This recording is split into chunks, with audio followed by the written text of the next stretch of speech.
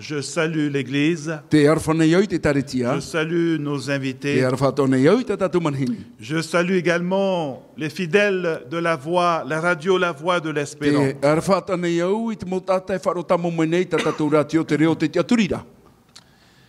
Satan en vacances. La Bible nous dit que Satan l'espère en tentation.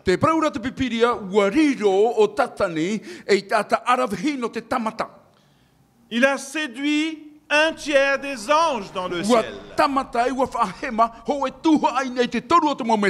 La Bible également nous dit que l'espère en tentation a séduit Ève et Adam dans le jardin d'Éden.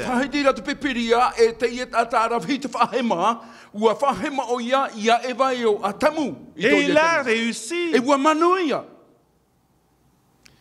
Il a également le toupet d'aller séduire le Fils de Dieu. Vous lisez cela dans Matthieu chapitre 4. Il n'a pas réussi. Chers amis, aujourd'hui, il fait tout son possible de tenter tous nos jeunes, de tenter tous les hommes, de tenter toutes les femmes, de tenter nos enfants par tous les moyens. Jean sur l'île de Patmos a écrit ceci dans Apocalypse chapitre 12 verset 12. Malheur à la terre et à la mer, car le diable est descendu vers vous, animé d'une grande colère, sachant qu'il a peu de temps. Il a peu de temps. Il sait que Jésus revient bientôt. Et ce sera la fin pour lui. Il est en colère. Il sait que Jésus revient bientôt. Il met tout en œuvre pour séduire le maximum de personnes. Parce qu'il a peu de temps.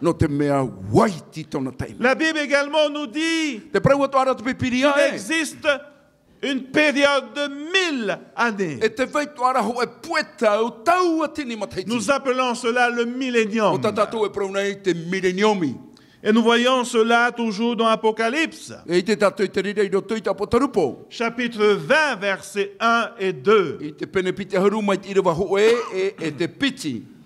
Jean, dans une vision, vit descendre du ciel un ange.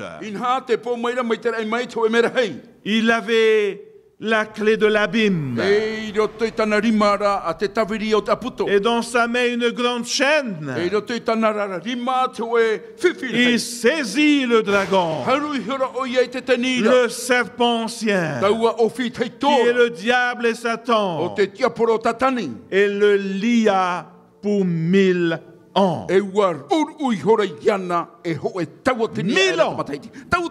Le millénium. Ce soir, nous allons essayer de comprendre qu'est-ce que le millénium. Qu'est-ce qui va se passer avant cette période des 1000 ans? Qu'est-ce qui va se passer pendant le millénium? Et qu'est-ce qui va se passer après cette période de 1000 ans? Voyons tout d'abord les événements au début du millénium. Nous sommes en 2016 et nous savons que Jésus revient très bientôt. Et le millénium commencera au retour de Jésus. Alors, quels sont les événements? Qu'est-ce qui va se passer lorsque Jésus reviendra? La Bible nous enseigne ceci, qu'il y aura la première résurrection. C'est l'apôtre Paul qui nous enseigne cela. Dans 1 Thessaloniciens chapitre 4 verset 16. Car le Seigneur lui-même a un signal donné à la voix d'un archange et au son de la trompette de Dieu descendra du ciel. Et là, chers amis, les morts en Christ ressusciteront premièrement. Voilà un événement, chers amis. Lorsque Jésus deviendra, il y aura la première résurrection. Les morts en Christ, ceux qui dorment dans les tombeaux, dans la foi, en Christ, eh bien, ressusciteront lorsqu'il reviendra. Quelle bonne nouvelle, n'est-ce pas? Si nous avons des frères et sœurs, des proches qui dorment dans le Seigneur, nous allons nous revoir un jour. Parce que la Bible nous dit que la première résurrection, lorsque Jésus reviendra, eh bien, c'est pour eux, les morts en Christ. La Bible également nous dit ceci. Dans Jean chapitre 5, versets 28 et 29, concernant la première résurrection, ne vous étonnez pas de cela, car l'heure vient où tous ceux qui sont dans les sépulcres entendront sa voix et ils sortiront. Ceux qui auront fait le bien ressusciteront pour la vie. Voilà la première résurrection, réservée pour le peuple de Dieu. Tous ceux qui dorment dans la foi, ces millions de chrétiens, depuis le commencement jusqu'à présent, la première résurrection, c'est pour eux. Ceux qui dorment en Christ. Toujours sur la première résurrection. Dans Apocalypse chapitre 20, verset 6, la Bible nous dit, heureux et saints qui en parlent à la première résurrection. C'est pour eux la résurrection. Ceux qui sont morts en Christ. Alors, chers amis, s'accompliront les paroles de Paul. Dans 1 Corinthiens chapitre 15, versets 54, 55, 56, la mort a été engloutie dans la victoire. Oh mort, où est ta victoire? Oh mort, où est ton aiguillon? Oui, chers amis, les paroles de Paul s'accompliront dès que la première résurrection prendra place. Oh mort, où est ta victoire? Oh mort, où est ton aiguillon? Je m'adresse à la mort aujourd'hui. Où est ta victoire? Ta victoire a été engloutie dans la victoire de Jésus-Christ sur la croix. Où est ton aiguillon, mort? C'est le péché, la puissance du péché. C'est la transgression de la loi, dit Paul. La première résurrection, c'est pour ceux qui sont morts en Christ. Et cela prendra place lorsque Jésus reviendra. Nous avons parlé des morts en Christ. Mais qu'en est-il des vivants en Christ? Si Jésus revient maintenant même, nous les vivants en Christ, qu'est-ce que nous allons devenir? Voici ce que dit la Bible. Dans 1 Corinthiens chapitre 15, versets 51 à 53. Voici, je vous dis un mystère. Nous ne mourrons pas tous, mais tous nous serons changés en un instant, en un clin d'œil, à la dernière trompette. La trompette sonnera et les morts ressusciteront incorrectibles. Et nous serons changés. Car il faut que ce corps corruptible revête l'incorruptibilité. Et que ce corps mortel revête l'immortalité.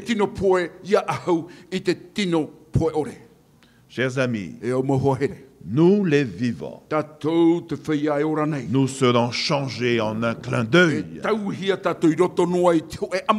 Et ensemble, avec les personnes, les chrétiens qui vont ressusciter, ensemble, dit la Bible, dans 1 Thessaloniciens chapitre 4, versets 16 et 17, ensuite, nous les vivants, qui seront restés, nous serons tous ensemble enlevés avec eux sur des nuées à la rencontre du Seigneur dans les airs. Et ainsi nous serons toujours avec le Seigneur. Voilà ce que la parole de Dieu nous enseigne. Les morts en Christ vont ressusciter. Nous les vivons ce jour-là. Nous serons changés. Et ensemble, nous irons à la rencontre de Jésus dans les airs. Alors, chers amis, s'accompliront les paroles de Jésus. Dans Jean chapitre 14, verset 3. Et lorsque je m'en serai allé, et que je vous aurai préparé une place, je reviendrai. Et je vous prendrai avec moi, afin que là où je suis, vous voyez aussi. Quelle parole, n'est-ce pas? Quelle promesse! Et cette promesse, chers amis, c'est pour nous. C'est pour vous. C'est pour vous qui écoutez la radio La Voix de l'Espérance là où vous êtes. C'est une promesse qui est pour vous. Chers amis, la question qui se pose, pour combien de temps resterons-nous au ciel? Pour combien de temps resterons-nous au ciel avec Jésus? Qu'est-ce que la Bible nous enseigne? Ben, si vous avez votre Bible, chers amis, dans Apocalypse chapitre 20, verset 6, la Bible nous dit, il est racheté, il règnera avec lui pendant 1000 ans.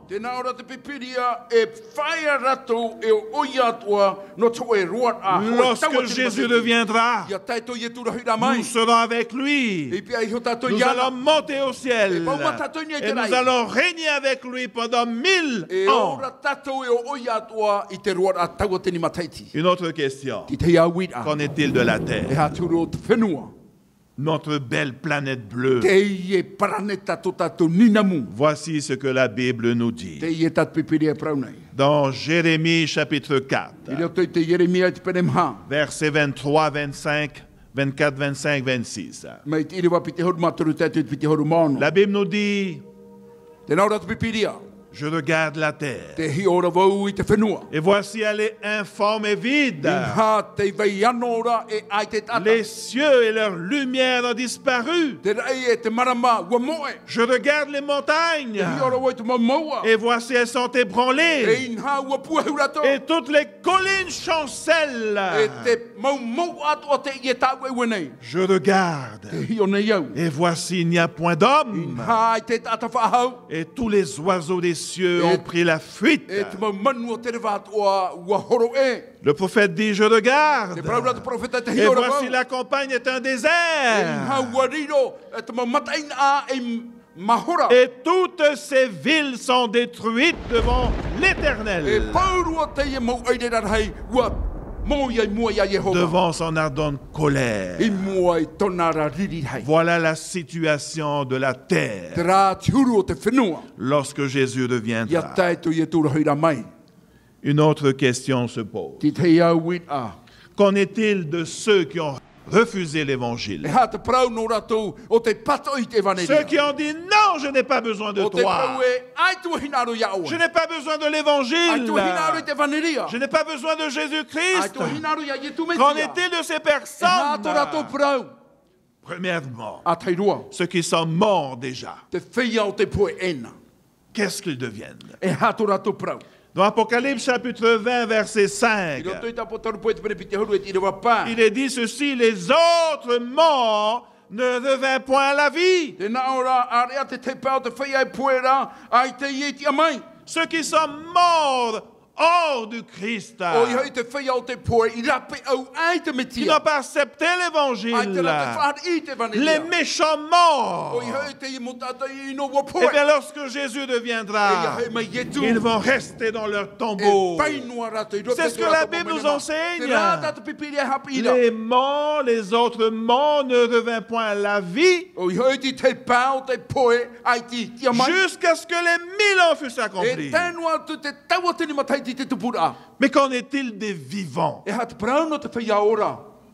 Les méchants, ceux qui ont refusé l'évangile, ceux qui ont péché contre le Saint-Esprit. Voici ce que la Bible nous dit. Dans Apocalypse chapitre 6, verset 14, 15, 16 et 17. La Bible nous dit, ils se cachèrent dans les cavernes, dans les rochers des montagnes. Et il disait aux montagnes et aux rochers, tombez sur nous. Cachez-nous devant la face de celui qui est assis sur le trône. Devant la colère de l'agneau. Car le grand jour de sa colère est venu. Et qui peut subsister? Auretata. Personne. Ils seront tous détruits par la gloire de Dieu. Chers amis, qu'en est-il de petit coco? Qu'en est-il du diable? Qu'en est-il de Satan? Qu'est-ce qu'il va devenir lorsque Jésus reviendra? Voici ce que la Bible nous dit. Dans Apocalypse chapitre 20, versets 1, 2, 3, Jean vit descendre du ciel un ange.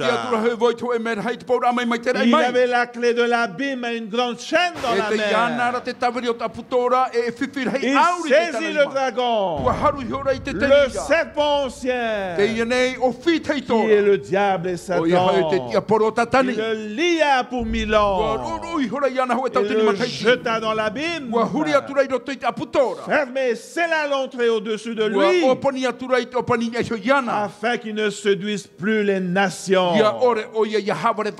Oui, le diable sera enchaîné. Il sera livré à lui-même. Il ne pourra plus séduire les nations. Mais de quelles nations s'agit-il? Les rachetés sont avec Dieu. Les morts méchants restent morts. Les vivants méchants mourront. Il est livré, il est seul, il est livré à lui-même. Plus personne pour séduire. Satan sera en vacances. Voilà. Séduit qui? Qui? Il n'y a plus personne. Il n'y a plus personne. Voyons maintenant les événements pendant les 1000 années. Qu'est-ce qui va se passer pendant les 1000 ans? Qu'est-ce que la Bible nous enseigne? Nous avons vu les événements au début des 1000 ans. Voyons maintenant les événements pendant les 1000 ans. Et tout se passe au ciel. Il n'y a plus rien sur la terre. Jean attire notre attention au ciel. Et même l'apôtre Paul attire notre attention au ciel. Parce qu'il n'y a plus rien sur la terre. Voici ce que dit Apocalypse chapitre 20, versets 4 et 5. Pendant les 1000 ans, Jean vit des trônes et à ceux qui s'y assirent fut donné le pouvoir de juger. Voilà, chers amis, pendant les 1000 ans, tout se passe au ciel. Les rachetés assisteront Dieu pendant le jugement dans le ciel. Ça sera un jugement justificatif. Lorsque nous serons au ciel, vous pouvez poser toutes les questions qui vous passent par la tête. Dieu va justifier son choix. Dieu va justifier son jugement. Vous pouvez lui dire, oh Dieu, comment ça se fait que mon fils n'est pas parmi nous? Comment ça se fait que ma fille est sur terre? Comment ça se fait qu'ils n'ont pas hérité la vie éternelle? Vous pouvez poser toutes les questions qui vous passent par la tête. Oh Dieu, pourquoi mon pasteur n'est pas avec nous? Pourquoi l'ancienne église n'est pas avec nous? Pourquoi le président de la conférence générale n'est pas avec nous? Il y aura des surprises, chers amis. Et c'est le moment, pendant les 1000 ans, de poser des questions à Dieu. Pourquoi? Pourquoi? Pourquoi? Pourquoi Adam et Ève? Pourquoi? Pourquoi dans le ciel il y a eu cette rébellion? Pourquoi? Vous pouvez poser des questions à volonté. Pourquoi tu n'as pas détruit le mal au début? Et là, Dieu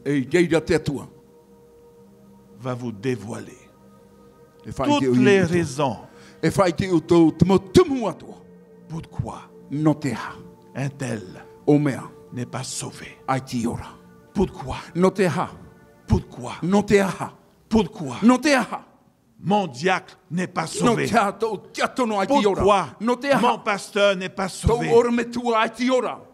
Chers amis, pendant 1000 ans, Dieu va justifier son choix. Et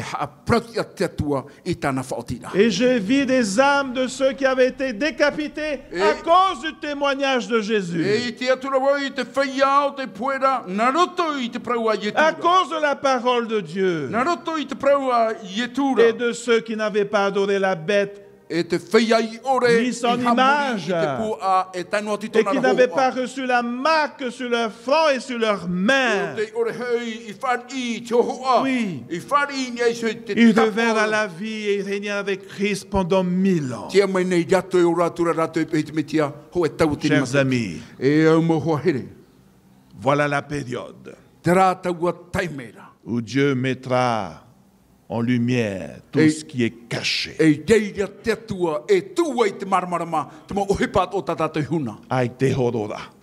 n'y a pas d'issue de secours. Lorsque Dieu juge, il juge justement. Nous n'aurons pas d'excuses. Nous n'aurons pas d'excuses, chers amis. Parce que Dieu est lumière. Et il n'y a pas de ténèbres en lui. Sa loi est amour. Sa loi est justice.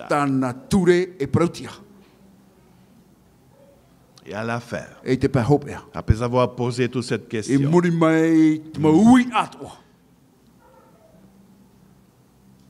la Bible nous dit également ceci. C'est Paul, hein? Dans 1 Corinthiens chapitre 6, versets 2 à 3. Oui. Ne savez-vous pas que les saints jugeront le monde? Quel honneur, n'est-ce pas? Quel honneur de régner avec Christ. Vous aurez le privilège de participer dans ce jugement justificatif. Ne savez-vous pas que nous jugerons les anges? Quel ange? Les 1/3 qui ont suivi Lucifer. Quel privilège. Et à la fin de tout cela, nous allons dire oui, Seigneur. Dieu Tout-Puissant. Tes jugements sont véritables et justes. Voyons maintenant les événements à la fin du millénium.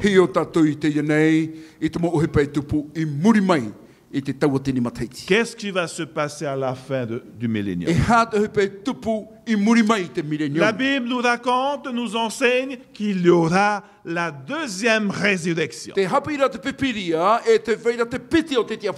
Dans Apocalypse chapitre 20, verset 5, les autres morts, ceux qui ne participeront point à la première résurrection, les méchants morts, eh bien, ils vont ressusciter à la fin des 1000 ans. À la fin de 1000 ans, il y aura une deuxième résurrection. Et la deuxième résurrection, c'est pour tous ceux et celles qui n'ont pas accepté Dieu. Ceux qui ont refusé la grâce de Dieu. Ceux qui ont péché contre le Saint-Esprit, ils vont ressusciter. C'est ce que Jean chapitre 5 nous dit. Ne vous étonnez pas de cela, car l'heure vient où tous ceux qui sont dans les sépulcres entendront sa voix et en sortiront. Ceux qui auront fait le bien, c'est la première résurrection. Mais ceux qui auront fait le mal, c'est la deuxième résurrection. Après les 1000 ans. Et là, c'est pour le jugement final. Ils vont ressusciter pour le jugement final. Chers amis, même Daniel, chapitre 12, verset 2, nous dit ceci. Plusieurs de ceux qui dorment dans la poussière de la terre se réveilleront. Les uns pour la vie éternelle, la première résurrection, et les autres, deuxième résurrection, pour l'opprobre, pour la honte éternelle. Voilà ce que la Bible nous enseigne. Il y aura une deuxième résurrection. Qu'en est-il de Satan? Nous savons qu'il est tout seul. Et à ce moment-là, il y aura la deuxième résurrection. La Bible nous dit ceci. Dans Apocalypse chapitre 20, versets 7, 8 et 9, quand les 1000 ans seront accomplis, Satan sera relâché de sa prison et il sortira pour séduire les nations qui sont aux quatre coins de la terre. Rappelez-vous, tous ceux et celles qui feront partie de la deuxième résurrection. Il va aller à la rencontre de ces personnes pour les rassembler pour la guerre. Leur nombre est comme le sable de la mer. Ils montèrent à la surface de la terre. Deuxième résurrection. Et ils investirent le camp des saints, la ville bien-aimée Jérusalem. Parce qu'ils veulent pénétrer dans cette ville. Mais c'est trop tard. La porte de grâce est fermée. C'est trop tard. Le salut, c'est maintenant. Maintenant même. Et ne pas attendre. Donc, et voilà ce qui va se passer selon la parole de Dieu. Et la Bible continue. Verset 14 jusqu'au verset 9 à 14. Mais un feu descendit du ciel et les dévora. Et le diable qui les séduisait fut jeté dans les temps de feu et de soufre. Le verset 14 nous dit: et la mort et le séjour des morts fut jeté dans les temps de feu. C'est la seconde mort. Les temps de feu. Quiconque ne fut pas trouvé écrit dans le livre de vie fut jeté dans les temps de feu. Et la Bible continue. Apocalypse chapitre 21, versets 1 à 5.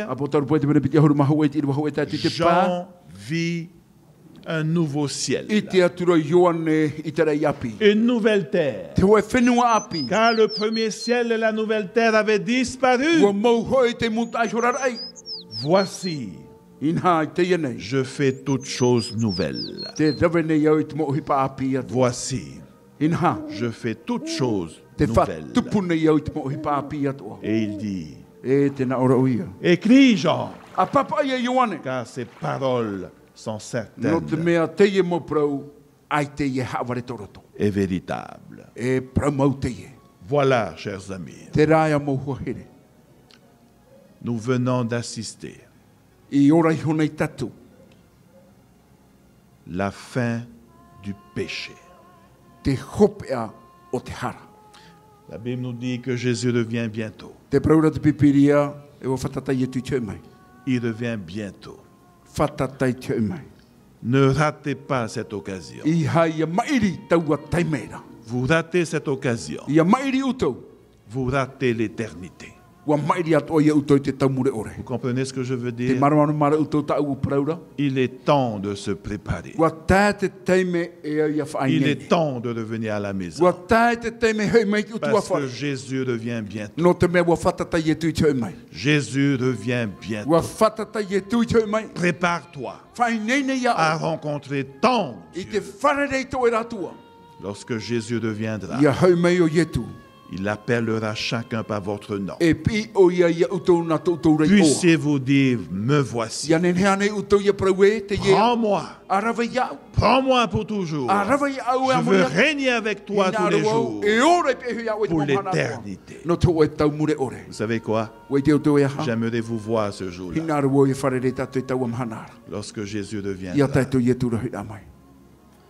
J'aimerais revoir mes enfants également.